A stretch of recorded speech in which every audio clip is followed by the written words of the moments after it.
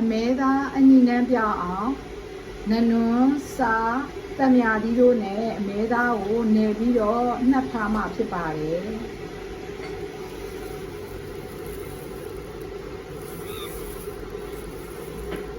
အမဲသားကို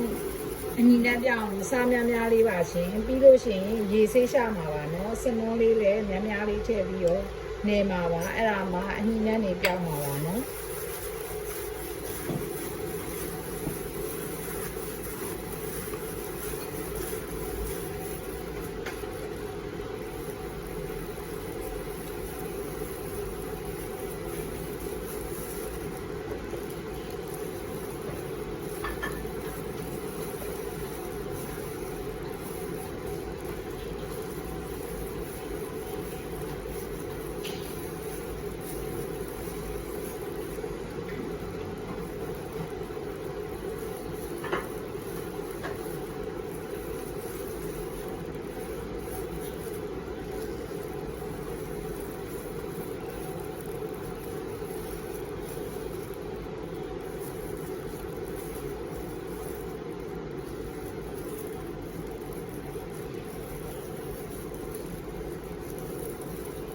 ဒီနေ့30လောက်နဲ့ထားပါမှာရှင်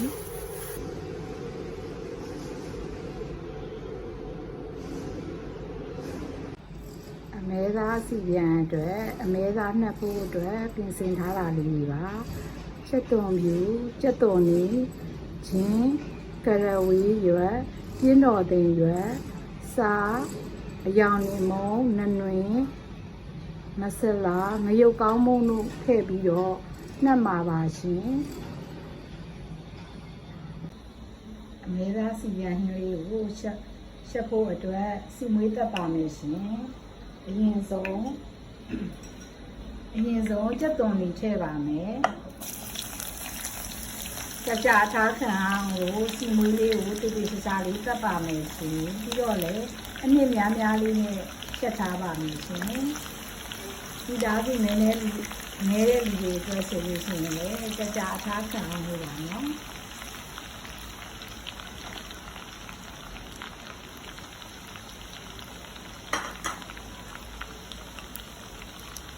နုံလေးနည်းနည်းထည့်ပါမယ်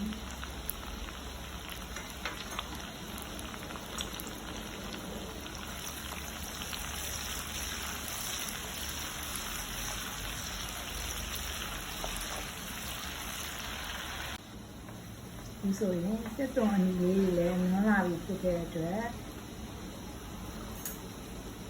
ချင်းနဲ့တက်သွန်မြူလေးထောင်းထားတာကိုထည့်ပါမယ်ရှင်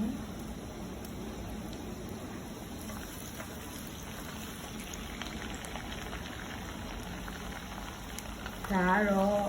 ကလဝေးရွက်ကလေးထည့်ပါမယ်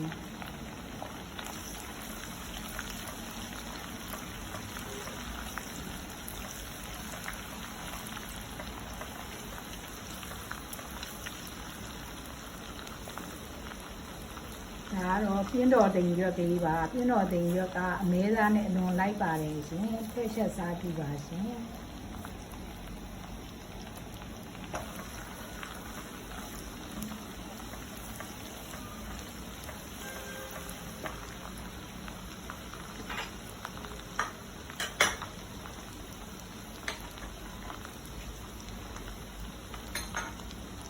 ချက်သွန်လေးတွေလည်းရွှေညိုရောင်တန်းလာပြီဆိုတော့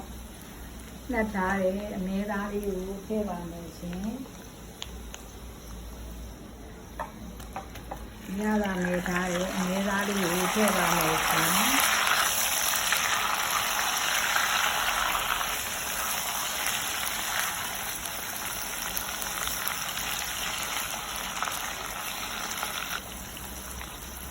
ဒီ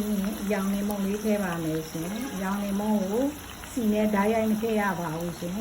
စီအပူချိန်ကြောင့်ရောင်နေမုံကမဲသွားတတ်ပါတယ်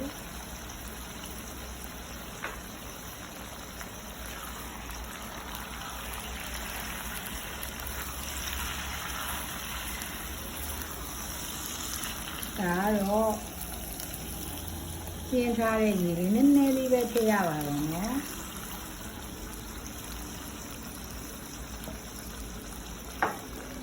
ပြီးရင်အသားလေးတင်းအောင်အဖုံးလေးအုပ်ထားပါမယ်ရှင်အသားလေးတွေလည်းရေခမ်းသွားပြီဆိုတော့အနည်းငယ်တင်းလာပါပြီမဆလာလေးထည့်ထားပါမယ်မဆလာထည့်ပါမယ်ရှင်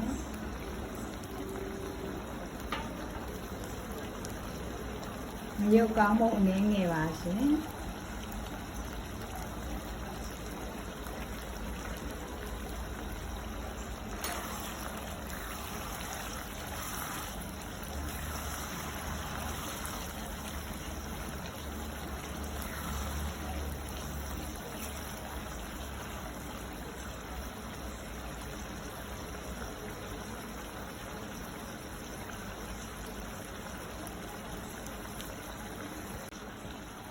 ဒီဆိုရင်အသားလေးတွေကလည်းနီးပြီးတော့ကြက်လာပြီးဖြစ်တဲ့အတွက်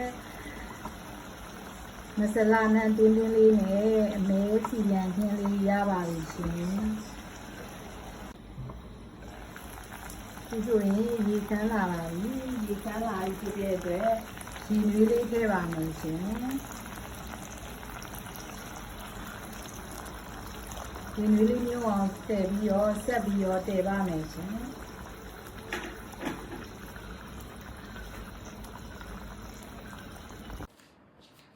ခုဆိုရင်ရတာရှိလာတဲ့မဆလာနဲ့တင်းတင်းလေးနဲ့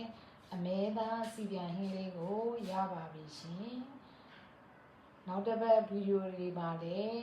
daily family ရနေပြီးတော့အရသာရှိပြီးတော့ရိုးရှင်းတဲ့မိသားစုများနေ့စဉ်စားသုံးနိုင်ရန်အတွက်အစားအသောက်ကောင်းကောင်းလေးတွေကိုတင်ဆက်ပေးသွားမှာဖြစ်ပါတယ်ဖြင့်စောင့်ကြိုကြည့်ရှုပါဦးနော်